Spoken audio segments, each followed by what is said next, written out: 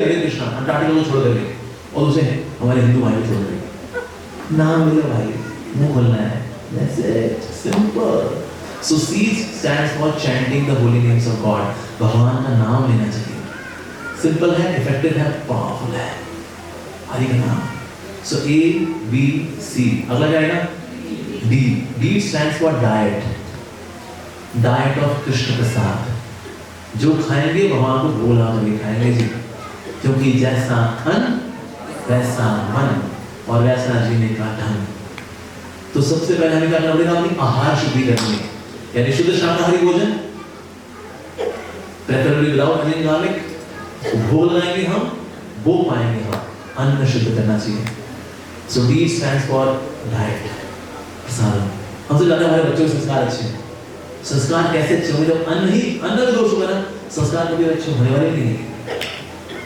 तो इसीलिए भोग लगाना चाहिए वेरी वेरी इंपॉर्टेंट एक बार एक लड़की को ना उसकी माँ बोली बेटा इस्कॉन जाओ प्रसाद नहीं खाना मिलाते हैं इसमें कुछ ही लोग तो आई मेरे पास वो कहते प्रभु जी मेरी मम्मी बोली इस्कॉन जाओ प्रसाद मत खाओ आप लोग कुछ मिलाते हो उसके अंदर आप मिलाते हो क्या मैंने सच बताऊं झूठ ऐसा बताइए कौन सी मैंने देखो मिलावट तो हो गया तब भी मम्मी बोली मैं कभी मिलावट हम नहीं करते मिलावट हमारे ठाकुर जी करते हैं अपनी कृपा की मिलावट जाता है वो आता है प्रसाद मिलावट हो उसके अंदर so D stand for diet of prasadam जो खाए नूडल्स खाए समोसे खाए इडली वड़ा डोसा सांभर जो खाना खाए लेकिन पहले प्रभु को भोग लगाएंगे फिर हम खाएंगे so D stand for diet of Krishna prasadam उसका ई और एफ भी है एकादशी फास्टिंग लेकिन आप एबीसीडी करना शुरू करें धीरे धीरे की और एफ भी आने के बाद पर कैसे करें भक्ति ऐसे करें भक्ति और ये एबीसीडी गृहस्थ कर सकता है कि नहीं कर सकता एसोसिएशन ऑफ डिवोटीज कर सकता है कि नहीं कर सकता B for books like Bhagavad Gita Bhagavat पढ़ सकता है कि नहीं पढ़ सकता C for chanting Hare Krishna कर सकता है नहीं कर सकता D for diet of Krishna prasad कर सकता है that is practical yoga for modern age for Kaliyuga is bhakti yoga और कैसे एग्जीक्यूट करेंगे ए बी सी डी फिर you have to one so how to do bhakti this way you do भक्ति even being a student you can follow this and you can pursue your career as well घर बस्ती बसाओ शादी करो no problem लेकिन ABCD को जितनी शिद्दत के साथ विश्वास के साथ श्रद्धा के साथ एब्जॉर्प्शन के साथ करेंगे उतना आपको लाभ मिलेगा ठीक है और कोई सवाल किसी ने माइक जाएगा हो गया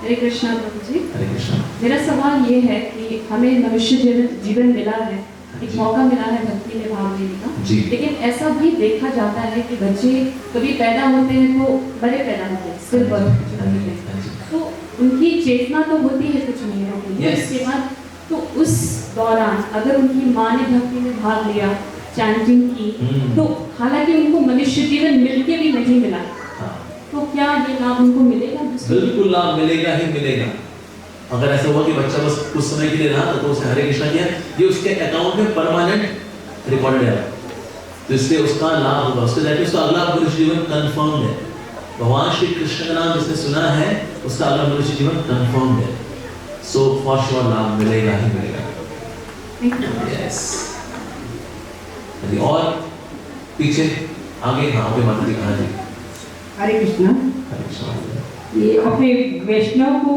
कंठी तुलसी धारण करना और तिलक लगाना क्यों जरूरी है इस तरह थोड़ा प्रकाश डालें ये उतना ही जरूरी है जितना कि ब्याहता स्त्री को मांग में सिंदूर भरना और गले में मंगलसूत्र पहनना जरूरी है अगर कोई स्त्री जो विवाहित हो मान मंगलसूत्र ना पहने मांग ना भरे तो विवाहिता है कि नहीं है लेकिन बेटर ये माना जाता है कि जो उसने मंगलसूत्र पहना और मांग भरी हो पर वो ऐसा क्यों करती है जो इस बात पे गर्वित है कि मेरा सौभाग्य है कि मेरे जीवन में भगवान ने इतना अच्छा पति दिया मेरे को तो इस बात की मैं घोषणा करती हूँ कि मेरा सौभाग्य है मैं सौभाग्यवती हूँ मेरा पति इतना अच्छा है I am proud of my married life तो गले में मंगलसूत्र भी आएगा मांग भी भरेगी और वो जो नाज नहीं है अपने पति में यार किससे ब्याह हुई है 16 सोमवार जो व्रत रखे ये मिला है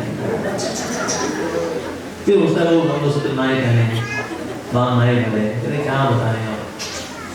यानी जब आप गर्वित विवाहिता होती हैं तो आपको वैवाहिक सिंबल्स पहनने में अच्छा लगता है। और अगर आप इतनी गर्वित नहीं है अपने विवाह के ऊपर, बिकॉज हस्बैंड टेढ़ा मेढ़ा है, क्या करें, तो फिर हम थोड़ा सा पतला वाला मंगलसूत्र पहन लेंगे या लिपस्टिक से एक हल्का सा कर लेंगे।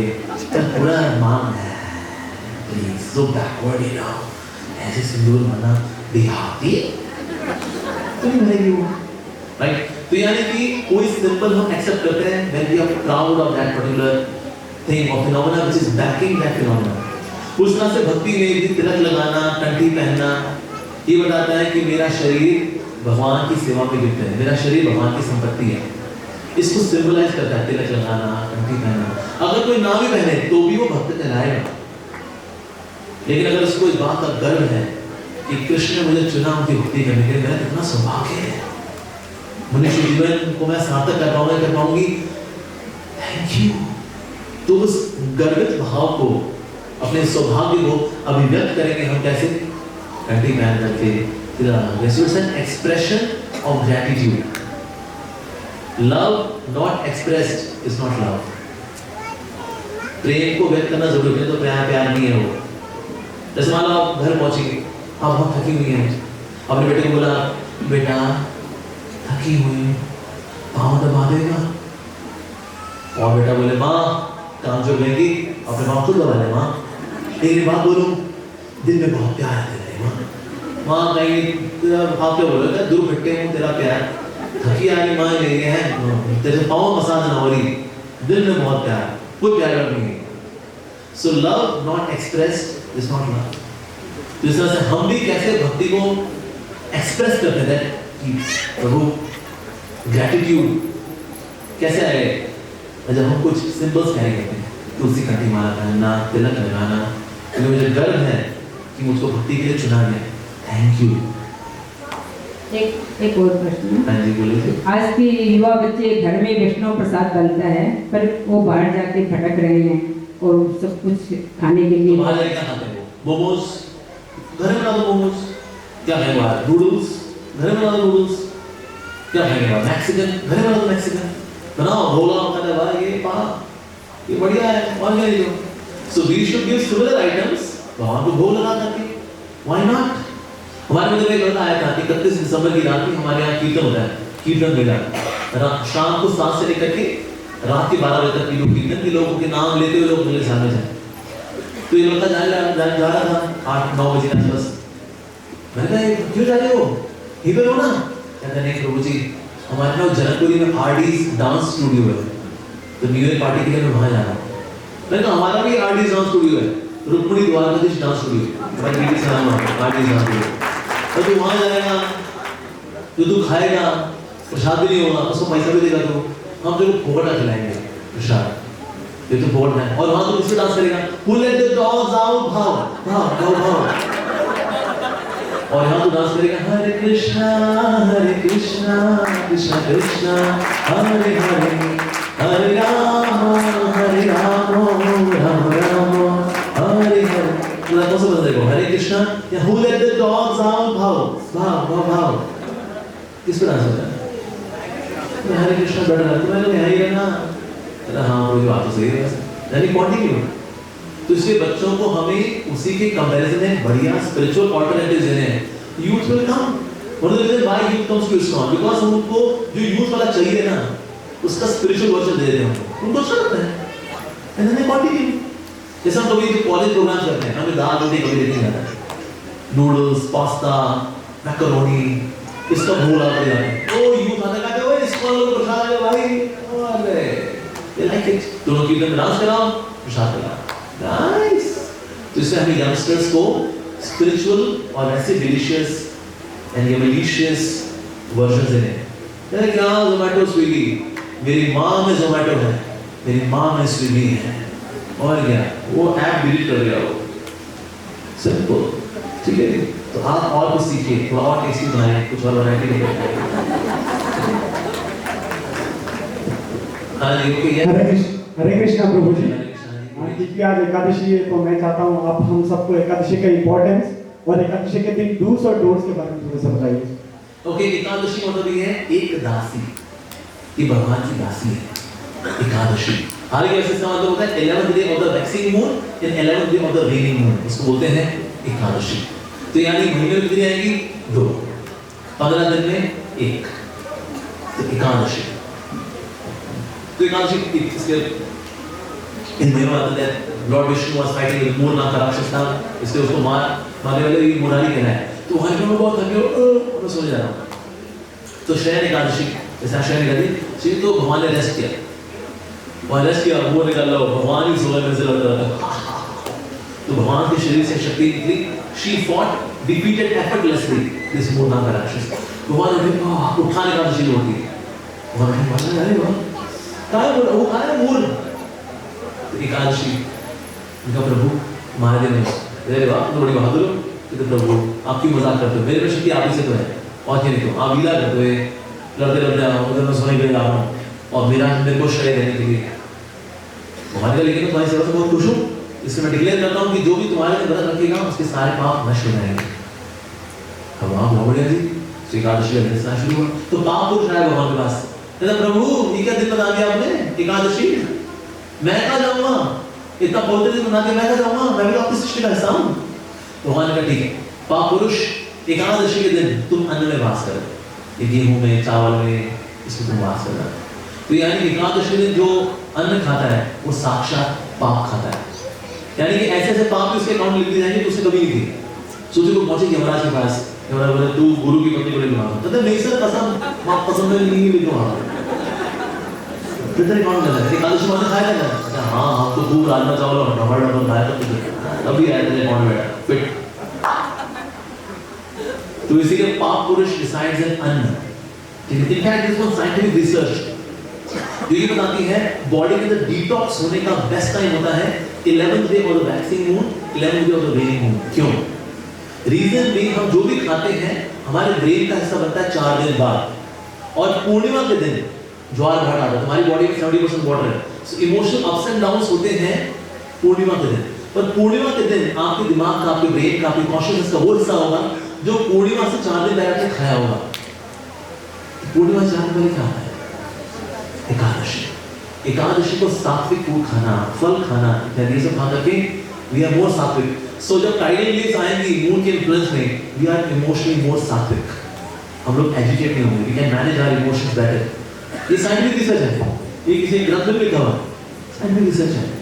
इनफैक्ट बॉडी, हमारे इंटेस्टाइन में जितने भी टॉक्सिन्स हैं उनको डिटॉक्स करने का राइट टाइम इस 11th day of the वेनिंग moon, 11th day of the waxing moon. उसने शीर्षक एकादशी माने क्या साइंटिस्ट ने, उसे बोला 11th डे वैसे एकादशी बॉडी डिटॉक्स करने के लिए बहुत अच्छा है, इमोशनल बैलेंस लाने के लिए बहुत अच्छा है, पाप करते हैं इससे, भक्ति मिलती है इससे। माधवती थी भक्ति जननी, जतने पालन कोरी, कृष्ण वसती वसती बाली, परम आदर गौरी। सो इन तिथियों में जैसे एकादशी, जन्माष्टमी, इसमें कृष्ण वसती, भगवान का वास होता है इन दिनों में। यस, तो इसीलिए हमें एकादशी का पालन करना चाहिए, जतने पालन करें, जतन करना चाहिए इसके लिए। ठीक है, तो बेस्ट का फ्रूट्स है, बहुत ही अच्छा है, पर हम लोगों भूख काफी सताती है, अगर ये फिर टुकटुके पकौड़ा ये तो चलेगा। अन्न नहीं खाना चाहिए उसे। कई लोग मानते हैं अन्न का मतलब सिर्फ चावल है, क्या चावल कीड़े होते हैं, कीड़े खाने पाप होता है, और बाकी में पराठे खाना है। वाह शाबाश, तो व्रत खत्म हो जाता है। जैसे कई लोग व्रत से चाय पी लेते हैं, व्रत पहली स्थिति में खत्म हो जाता है। सोचिए तो बोले आज मैं अन्न नहीं खाऊंगा, मैं सिर्फ निकोटीन का नशा करूंगा। वाह क्या बात, अन्न बड़ी बढ़िया चीज है, कैफीन, निकोटीन। तो नशा करके तो पहली स्थिति में व्रत गया।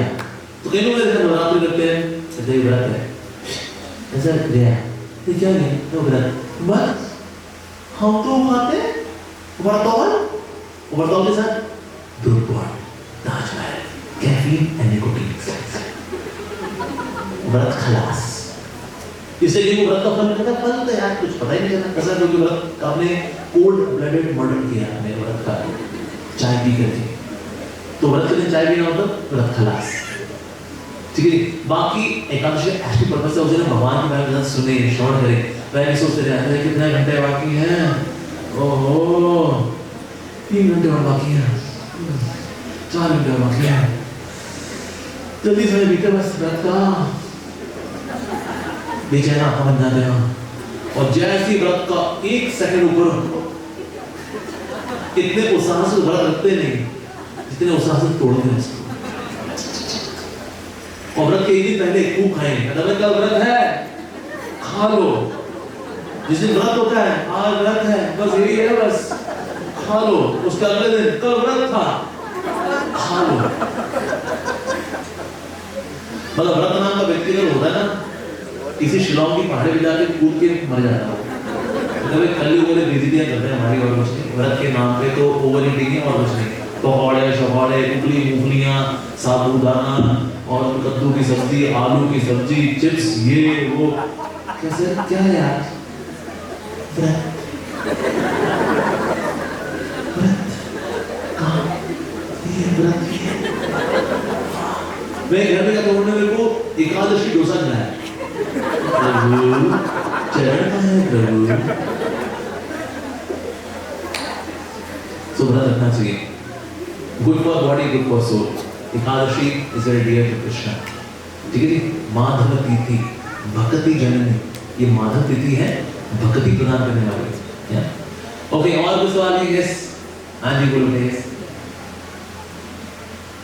सर मैंने कहीं पे पढ़ा था कि भक्ति के लिए अटैचमेंट नहीं रख सकते from the body with other family members you know, तो हाउ इज इट पॉसिबल, मतलब हम लोग के लिए हाउ? देखिए भक्ति कभी नहीं बोलती अटैचमेंट मत रखो, भक्ति बोलती है अटैचमेंट रखो कृष्ण से। जब भगवान से अटैचमेंट रहती है ना आपकी, तो यहाँ पर ना आप जिम्मेदारी निभा लेते हो, तो आपके लिए एक्सपेक्टेशंस मिलती हैं सच। You do your duty also. जैसे इस्कॉन के अंदर 99.99% लोग एक्चुअली गृहस्थ लोग, ये बीवी बच्चे गृहस्थी वाले लोग हैं, बच्चे पाल रहे हैं, बिजनेस मान रहे हैं, घड़ियां हैं, what to do? But they are attached to Krishna. So हमें डिटैचमेंट पे फोकस नहीं करना, हमें अटैचमेंट पे फोकस करना। That's the thing. मुझे नहीं गृहस्थ होना है, ये बीवी बच्चे गृहस्थियां माया है, छोड़ो छोड़ो घरवार, चलो हरिद्वार। लेकिन हरिद्वार जाकर क्या होगा, मान लो किसी छोड़ भी दिया, हरिद्वार जाकर घर की याद आती है, हरिद्वार में डोलची लेके बैठे हुए वहां सूखी दाल सूखी रोटी, यही है इसको घी नहीं है, फिर याद आता है यार कुछ भी हो खाना बना देती है। वो मैं ऑफिस से घर पहुंचता था, पूछती और कुछ खाओगे, कुछ बना दूं, चलो ये फिर उसने कहा कि पकेले खा दूंगा, जब पक लेता पूरी तरह से वो हरे हरे होंगे, वापस घर पहुंच जाता है। अरे क्यों जी क्या हो गया, यूटर्न आ गया हरिद्वार से, तुम्हारी परवाह है अब चल तो छोड़ो घर बार चलो हरिद्वार, वो चले भी जाएगा ना यूटर्न आ जाएगा, उसकी याद आएगी, यस आएगा यूटर्न मारने वाले को। तो इसलिए ये जबरदस्ती का वैराग, ये छोड़ो घर बार, that's not bhakti. Bhakti means where you are to connect to Krishna. पूरा सब कुछ छोड़ने के लिए कौन तैयार था? अर्जुन। तो भगवान कृष्ण क्या बोला?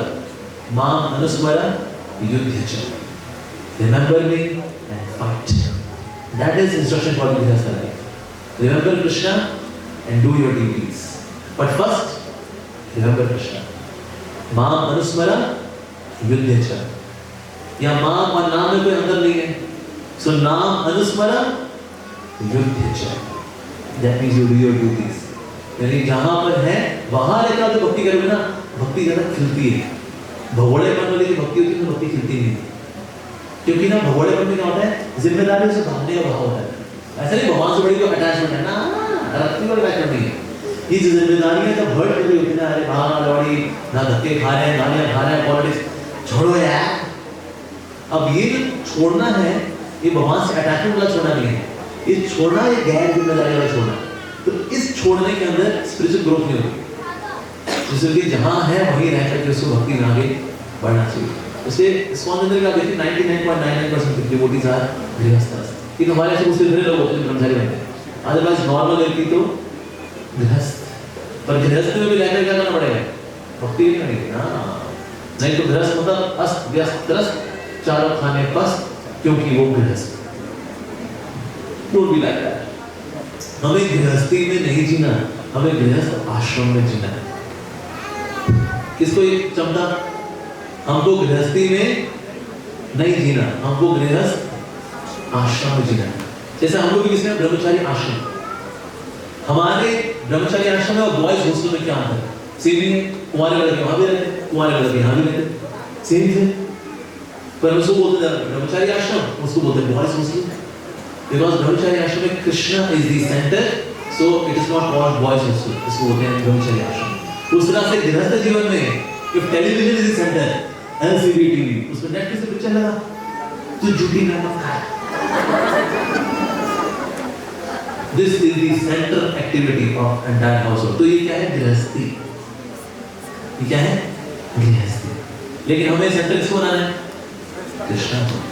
So the Krishna is the center. It is गृहस्थ आश्रम। जब हम बोलते हैं ना गृहस्थ आश्रम सबसे बड़ा आश्रम है, अरे क्यों भाई देख क्या गृहस्थ आश्रम बहुत छोटा आश्रम है, जहाँ तो लोग गृहस्थी में जी रहे हैं, गृहस्थ आश्रम में कोई बड़े लोग जीते हैं। So we should live with Krishna as the center. ठीक है जी? और किसी बात पता माइक करा ओके कुछ सवाल आए हैं चिट्ठी आपकी पहले चिट्ठियां चिट्ठी आई है प्रश्नों की चिट्ठी। प्रभु जी एक सवाल है, how to concentrate back in life and studies after heart break? Okay after heart break, अरे क्या बात है। देखो जिसने भी आपका हार्ट ब्रेक किया है उसकी शादी में जरूर जाओ और हाथ में गिफ्ट लेके गए और बोलो थैंक यू जी, आपने टाइम से धोखा दे दिया, आगे जाके देते बहुत नुकसान होता, आपने सस्ते में छोड़ दिया हमको, धन्यवाद, happy married life, thank you so much time से धोखा देने के लिए, थैंक यू। तो इसलिए जितने हार्ट ब्रेक वाले हैं उनको चाहिए जिसने हार्ट ब्रेक किया है उसकी शादी में जरूर जाए, उसको थैंक यू जरूर कहने के लिए जाए और उसके हाथ में राखी बांधे और हो जाएगा अपन। जितना यहाँ पर है ना कचरा पचरा, हाथ में राखी बांध के कहते हैं भैया आप सही हो, मैंने लाइक बिल्कुल नहीं थे, आप एज ए रिलीजन आप हमारे भैया हैं, यहाँ सब लेकर जाएगा तो यहाँ इकट्ठा रखना ऐसा। तो इसलिए लेट बायगॉन्स बी बायगॉन्स, जो बीत गया सो बीत गया। अपने पास्ट को अपने प्रेजेंट में इतना ड्राई ना करें कि फ्यूचर खराब हो जाए। तो पास्ट है history, focus on the present, ठीक है। और इसके अलावा जो भी डिस्ट्रैक्शन के पॉइंट्स हैं जो आपको पढ़ाई के करने देते हैं वो डिस्ट्रैक्शन पॉइंट्स होता है। ये क्या है मोबाइल फोन, और मोबाइल फोन है बगल पड़ा रहता है, नहीं पढ़ पाते, कंसंट्रेशन खराब होती है, कि पढ़ाई की बोरिंग होती है। कौन पढ़े लाप्लास ट्रांसफॉर्मेशन है 3/3 डायमेंशन मैट्रिक्स है, कौन पढ़ेगा इसमें है? इतना मजे वाली चीज है, मतलब मजे वाली चीज है ये अद्भुत सबकी इंडिविजुअल अप्सरा, इलेक्ट्रॉनिक अप्सरा, ये भी आपको पढ़ने नहीं देंगे, ये बात पुकारेगी आजा आजा मैं मोबाइल तेरा, मुझ पे नेटफ्लिक्स भी है, मुझ पे यूट्यूब भी है यारो, तुम आजा पढ़ेगी कल, क्योंकि हमारे का नाम कलयुग है, तुम कल पढ़े आज पिछले तू छुट्टी में मत। So anything which distracts you उससे डिस्टेंस बढ़ने लगे। स्टूडेंट लाइफ के बेस्ट है नोकिया 3310, सैमसंग गुरु, इंटेक्स, लावा और उन होते हैं माइक्रोमैक्स, ड्यूल फोन लेकर गए। थोड़ा तो दिक्कत होगी जब टाइप करेंगे ना तो दिक्कत होगी, पर पढ़ाई कर लोगे आप। उस फोन में ज़्यादा गेम नहीं होती, वो सांप वाली गेम होती है जो बड़ा बड़ा सांप खाता है, वो सेब खाता है, लंबा रहता है वो बाद में खुद को डस जाए गेम ओवर है, चलो पढ़ लेते हैं, हो गया, सांप वाला गेम हो गया। सो बेस्ट है नोकिया 3310 सैमसंग गुरु। अगर पढ़ाई करनी है तो तू निकल नहीं करते इसमें डालो 5G AG OG OG सुन, ठीक है जी। और कोई सवाल? प्रभु जी हमारे पास और एक सवाल है। हाँ जी बोलो जी। Why do we see people with bad habits and wrongdoings getting success, and good people with good habits and right doings who always suffer?